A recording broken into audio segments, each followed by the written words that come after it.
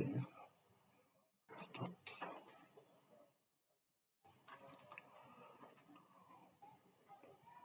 Good afternoon again, ladies and gentlemen. This is Off Doc TV coming to you live from the city of Nairobi, broadcasting all over the world, bringing to you content that gives you an update of the logistics chain and its contributions towards our daily lives, towards our socio-economic lives, and towards the growth of regional economies. And this TV comes every week, once, 2, 3 times a week, and asking all members who have joined and those who have subscribed to please share these videos, and also touch on the notice bell so that every time we roll out this video, you get a notice immediately. Now, the giant is asleep. It's called the sleeping giant. Ama kwa Kiswahili inasemwa simba amenyeshewa anakaa kama paka. Or it's a dog that can't even bite and it can't even bark. It is toothless. And the industry is going into confusion. The port industry, the shipping industry is going into confusion because the giant is asleep and doesn't seem to be in a hurry to wake up. It won't be waking up anytime soon. Ladies and gentlemen, subscribe to our channel. Click on the notification bell and you'll be getting notification. Give this video a like and also share. Kenya Maritime Authority is the industry regulator, is the regulator of the shipping world. It is the regulator of the port operations. But nobody, even if I could ask you out there, who is the Kenya Maritime Authority? Everybody knows only about Kenya Ports Authority.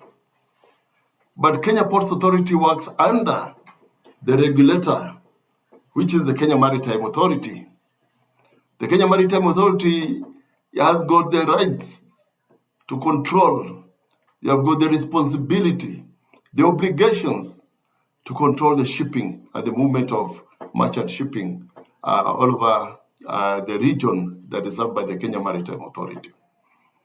It regulates the seaworthiness of the vessels coming to the port. It regulates through its many rules and regulations. I have in mind the Hague-Visby rules. I have in mind the Rotterdam rules. I have in mind so many other conventions, the maritime conventions, which Kenya is also a signatory. For instance, the SOLAS, the VGM, which is safety of life at sea. All these are regulated by the Kenya Maritime Authority. Contracts for carriage of goods by sea are also regulated by the Kenya Maritime Authority. In these rules and regulations and the conventions which are governed by the Kenya Maritime Authority also determines the different types of contracts of carriage of goods by sea. For instance, the FOB, which most of you know very well, the CIF, the cost insurance and freight. Yeah, the FOB is the free on board. All these terms of contracts are for carriage of cargo by sea. But where is the regulator? Where is the regulator of the seaworthiness? For instance, the Kenya Maritime Authority is also the regulator of the rules for the seafarers, the training of the seafarers, the employment of the seafarers.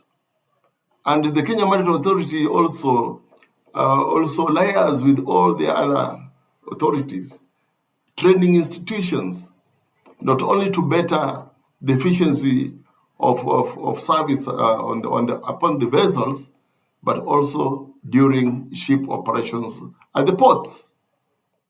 It determines the efficiency of ships working at the ports, the clean environment of the ports, but nothing is heard of Kenya Maritime Port Authority of late. Looking back 5 years ago, 3 years ago, the Kenya Maritime Authority was very vibrant.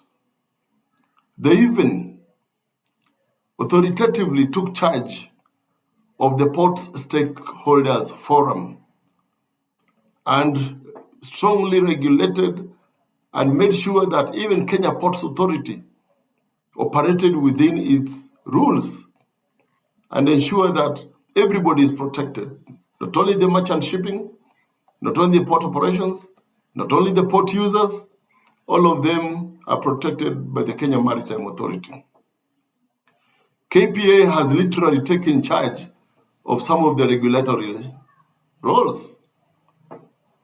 For instance, with the going to sleep of the Kenya Maritime Authority, now inspection of vessels coming to the port of Mombasa is done by the Marine Services of Kenya Ports Authority. The seaworthiness is also maintained by the Kenya Ports Authority. The regulations guiding movement of vessels into the port and out of the port is done by Kenya Maritime, KPA Maritime Division. And that now brings us to the question whether KPA has usurped those roles and whether KPA should step back and allow Kenya Maritime Authority to continue with its regulatory roles and ensure that KPA or the Port of Mombasa is within the standards of the International Maritime Organization as espoused under the various conventions that I've talked about. KPA has also dictated the movement of vessels, the type of ships are coming to the port. Nobody seems to care. The seaworthiness. Remember, the port of Mombasa was previously receiving small vessels, tramps that otherwise would not have been allowed into the port. I remember in the years back, there's a vessel that could not even operate. The discharging stevedoring operations become a challenge because it's not even a vessel that is seaworthy, and even movement, carriage of cargo on board those vessels was highly risky because of the smallness, the design of the cargo, and the winch operations of that vessel. So, is the port of Mombasa blacklisted as a port that any vessel would come alongside? Is the port of Mombasa rising to whatever the international maritime standards require? We have the goods, the DG goods, the dangerous goods, and its rules. Are they being observed at the port of Mombasa? We've got dangerous goods classification, IMCO class 1 to class 9, the most dangerous explosives, that are carried by vessels coming to the port. Communication is very scanty. Shipping lines sometimes do not give us clear information on the types of dangerous goods that are on board that vessel. Puts the port in danger, put the port in risk, and also put the goods and the employees and the staff and the personnel working in the port at high risk. Now, remember there was some explosives in the port, and nobody knew that the explosive had been discharged from the vessel.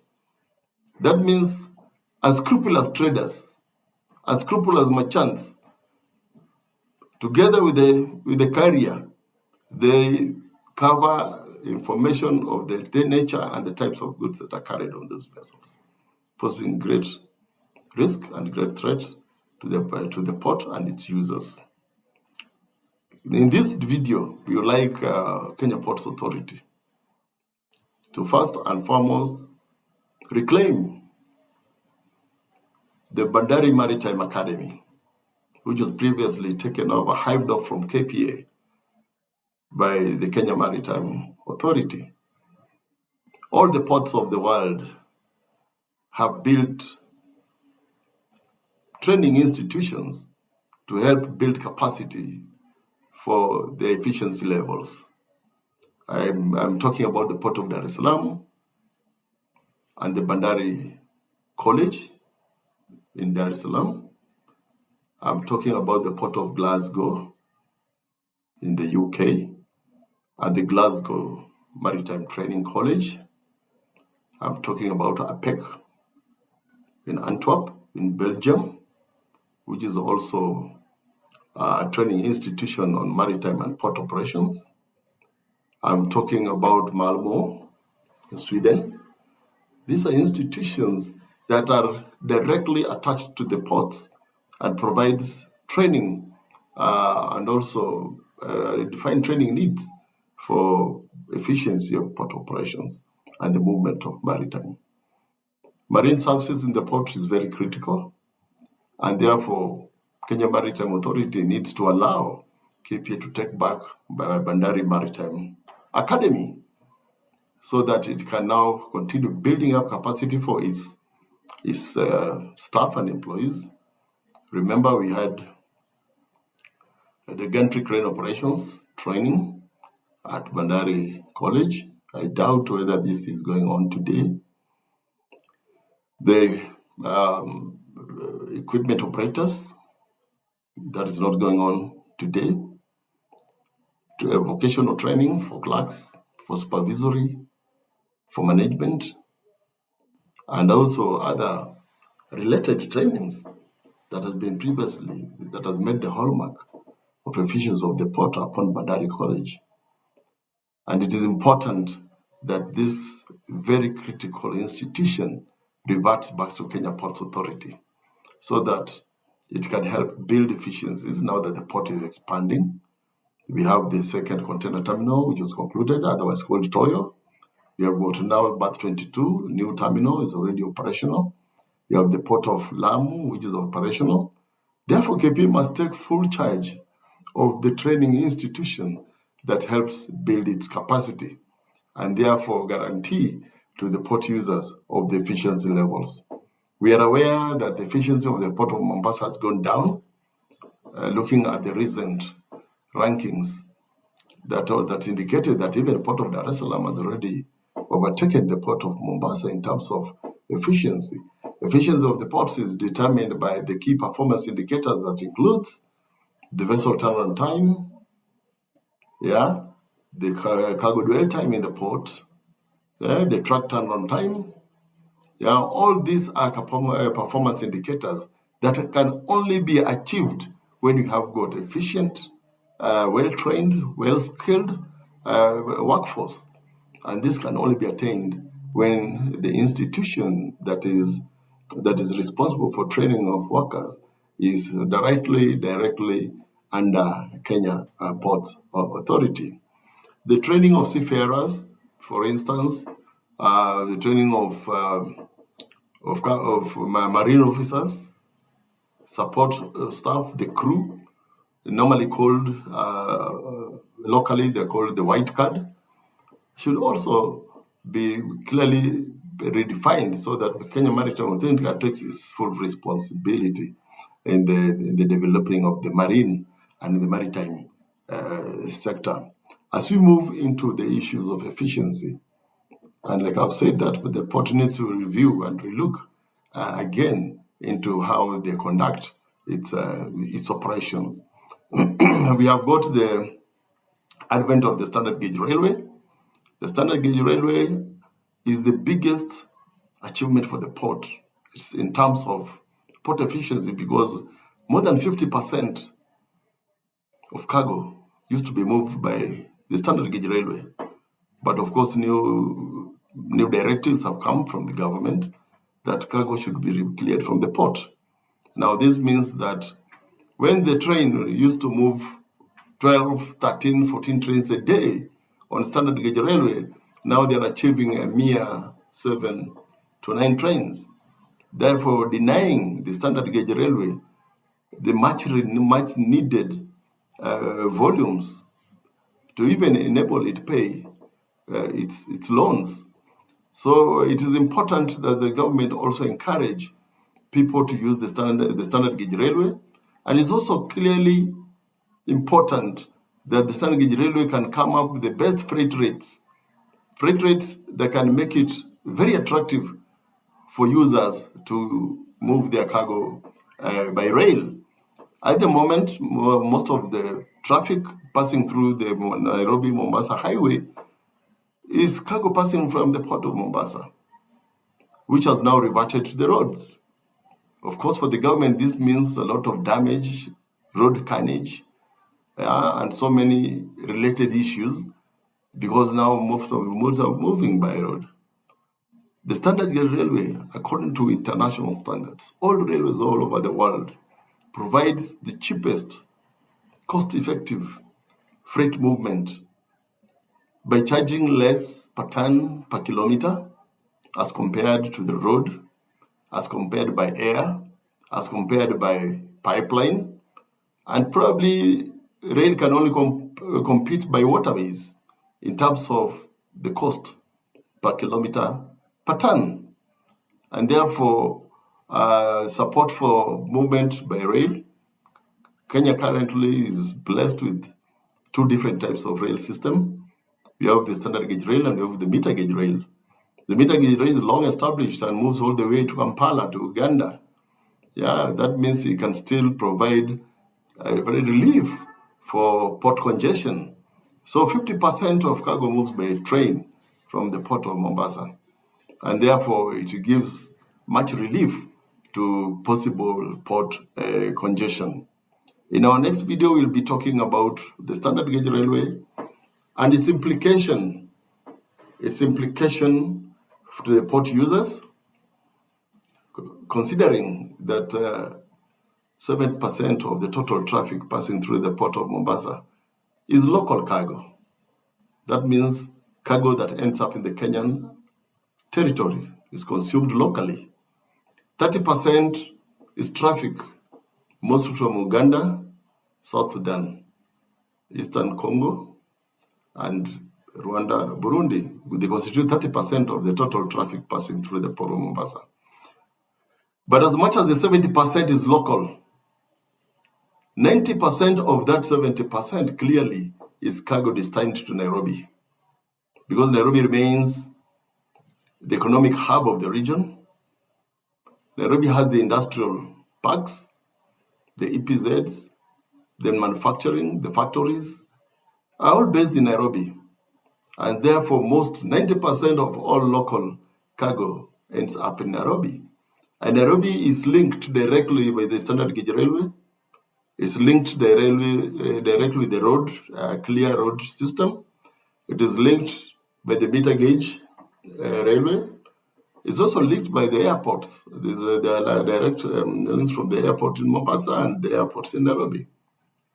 Remember that Nairobi is also an economic hub of East Africa, and therefore all the financial institutions are based in Nairobi, and therefore makes Nairobi cargo best to be cleared in Nairobi.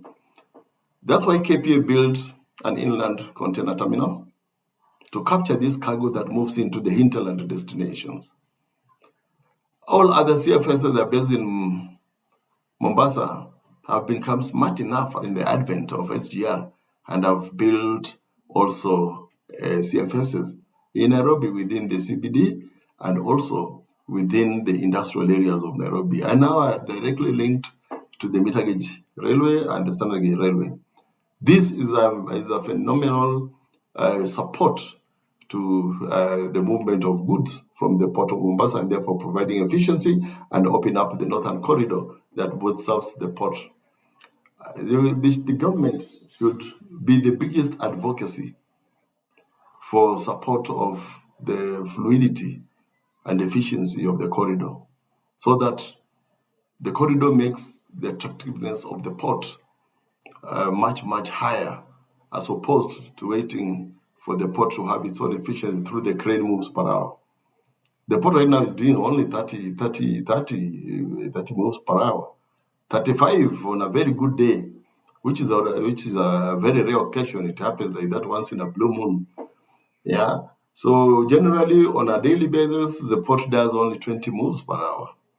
that is far below the standard industry requirements, the standard performance levels. And therefore, KPA must look again into the possibility of turning around this kind of poor performance. And it does not make sense. It doesn't matter really. On a day that a KPA breaks a record on one vessel, and yet the other vessels working at the same time in the same port do not achieve that high rate of performance, simply because KPA targets a particular vessel and puts all resources on that vessel to achieve that good performance. That should not be the way the ports are run. Ports are run in such a manner that when you decide to have the best performance, instead of doing 40 moves per hour and break a record, it's better you do 30 moves per hour and make it standard across board with all the vessels that are working at the same time in the port, and make it sustainable. It must be a sustainable performance, so that once you want to move to the next level of performance, then you ensure that you go above the 30%, and you never go back below 30% again. It's about sustainability in performance of the ports. I've been to the port of Durban. They're doing 30 moves per hour. I've been to the port of Tema. They're doing 45 moves per hour. Tema, port in Ghana. Ghana is not in the first world. They are in the third world, like Kenya. I've been to the port of Djibouti. They're doing 35 moves per hour. And therefore, KPA must now up its game. They must up the game so that we can move to 30 moves per hour. And once we are there, we have sustained that move of 30 moves per hour, then we can now move to 35 moves per hour. We don't mind. We don't need to go to 40 moves per hour. But when we sustain 35 moves per hour, then you can be sure the port will be very attractive for the shipping lines to bring in their bigger vessels, because the guaranteed efficiency turnaround time is guaranteed. So in the next video, we'll be talking about the internal processes. We're talking about the standard gauge railway. We'll be talking about movement of goods to the CFSs. We'll be talking about the advent of the empty depots, which also kind of is a process of the return of the empties to the mother vessel. So don't forget to click on the subscription. Don't forget to click on the notification bell, and also share this video. Thank you very much.